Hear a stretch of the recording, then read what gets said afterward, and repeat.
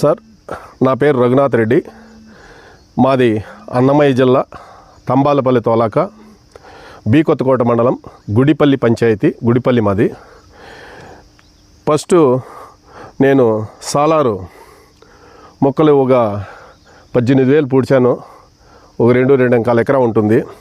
దీంట్లో కొంచెము హీట్కు కొంచెము ఇదిగా ఉంటే మొక్కలు అదే విధంగా ఉంటే అప్పటికే ఒక 20-25 రోజులు అయింది. నేను సింజింట గారి మురళి గారిని అడగడం జరిగింది.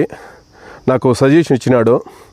దీనికి అన్న నువ్వు ఒక్కసారి సిమోడిసు మిరల్వా 2 అదే క్వాంటీసు దీన్ని స్ప్రే చేయి, ఒక 5-10 రోజుల తర్వాత మళ్ళీ రిజల్ట్ చూడండి, మీకు నచ్చితే మళ్ళీ ఒకసారి కొట్టండి అనడం జరిగినది. దాన్ని ఒకసారి స్ప్రే చేశాను.